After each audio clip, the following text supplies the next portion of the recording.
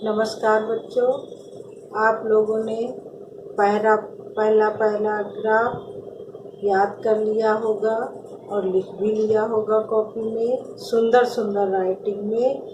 अब मैं आपको पार्ट 1 का दूसरा पैराग्राफ पढ़ाने जा रही हूँ। इसको भी संदर्भ, प्रसंग, व्याख्या, विशेष 4 हेडिंग डाल करके आपको लिखना है और इसके मैं प्रश्न दूंगी, उन प्रश्नों का भी उत्तर आपको लिखना है। अगर जो प्रश्न का उत्तर आपको नहीं आएगा आप लोग पूछ सकते हो।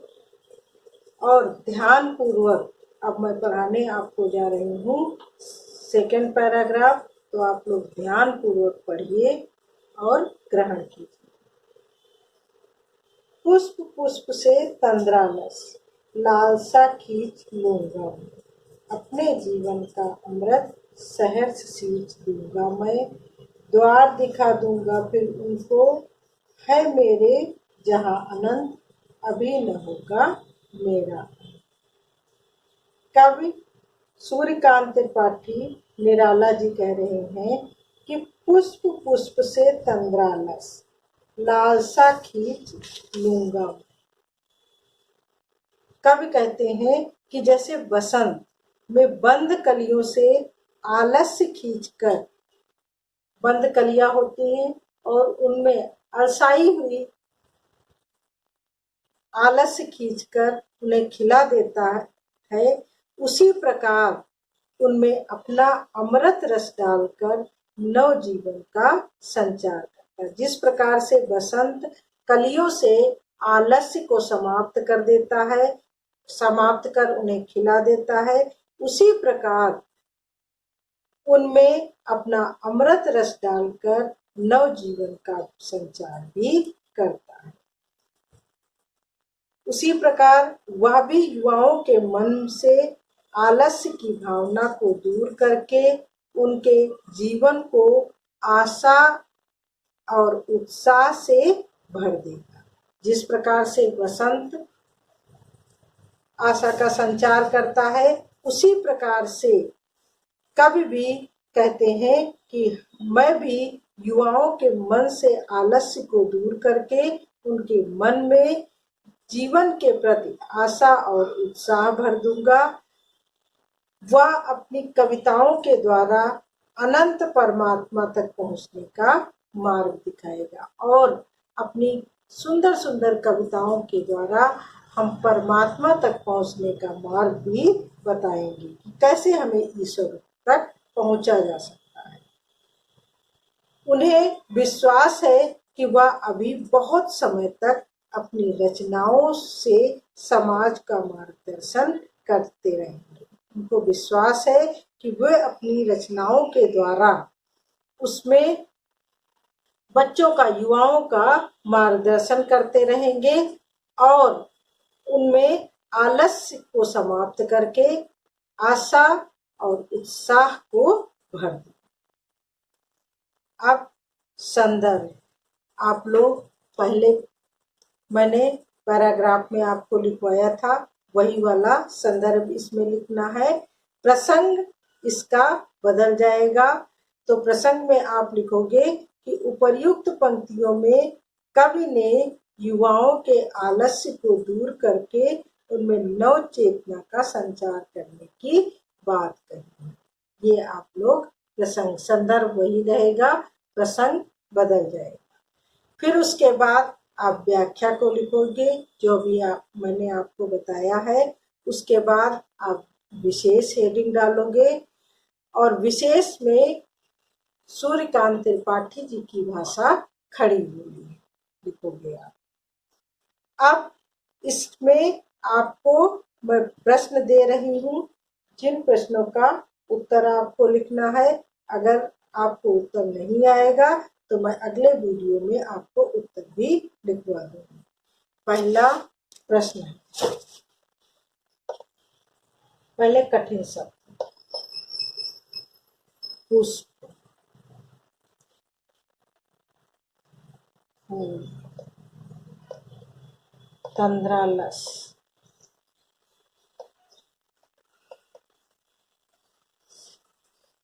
आलस,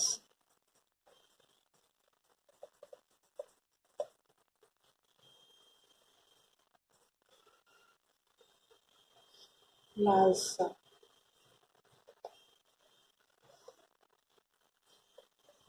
इच्छा,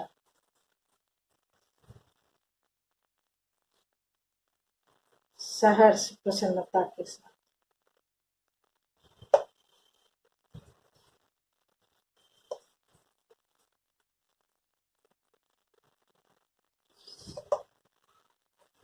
प्रसन्नता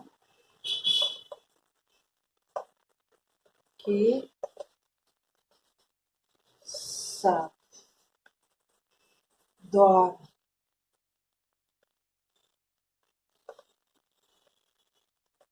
दरवाजा,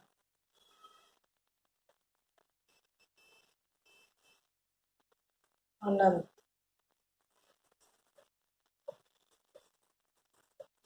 जिसका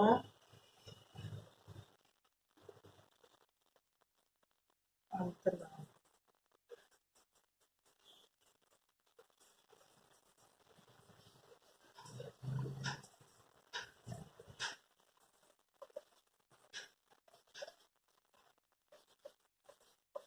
बच्चों, ये है कठिन शब्द, इनको आपको कॉपी में लिखना है और याद करना है। इस सेकंड पैराग्राफ की आपको व्याख्या लिखनी है, जिसमें संदर्भ पहले वाला ही लिखना है, प्रसंग आपको जो बताया है वो लिखना है, व्याख्या लिखनी है, विशेष लिखना है और इसके बाद इसके कठिन शब्द लिखने हैं। अब उसके बाद मैं आपको प्रश्न दे रही हूँ, जिनके आपको उत्तर लिखना है। अगर उत्तर आपको नहीं आएंगे तो मैं दोबारा से आपको बताऊंगी। पहला प्रश्न है,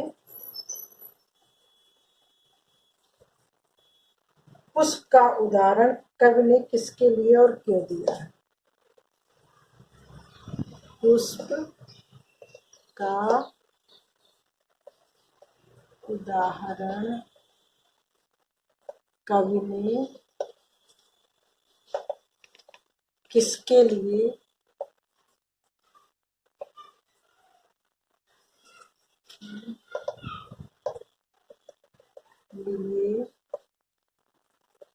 और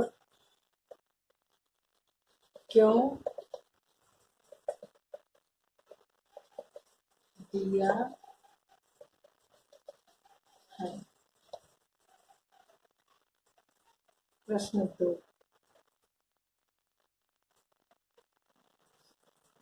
अपने जीवन का अमृत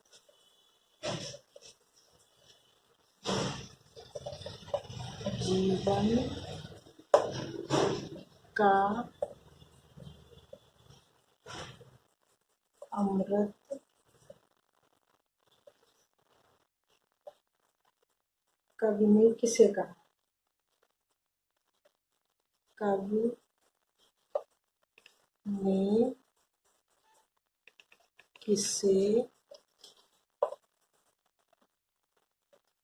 कहा है? प्रश्न 3,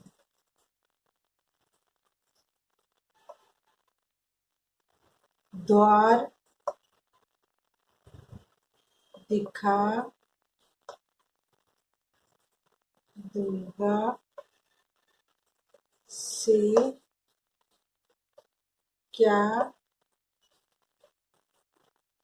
आशय है?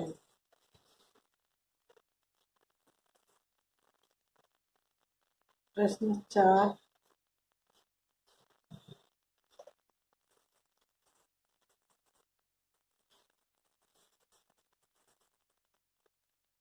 अभी न होगा न होगा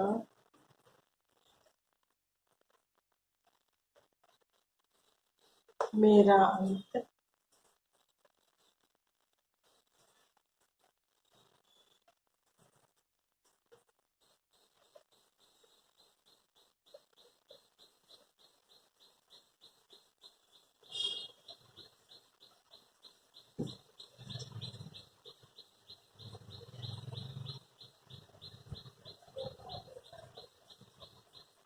कवि ने कवि का यह कथन,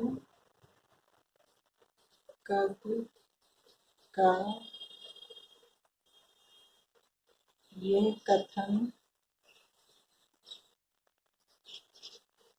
उनकी किस विशेषता का परिचय कराता है? उनकी किस विशेषता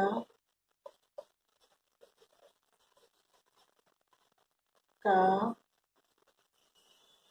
परिचय कराता है?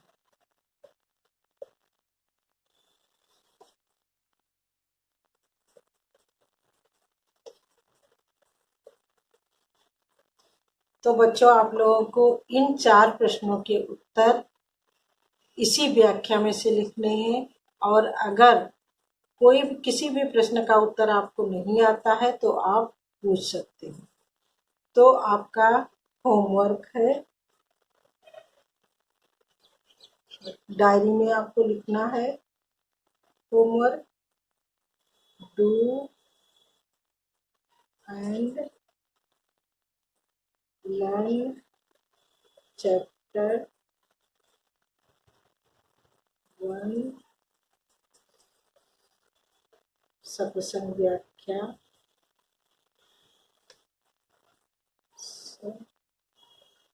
सत्संग व्याख्या, कठिन शब्द,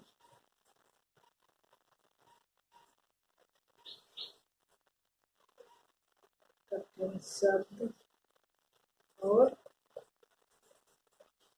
प्रश्न।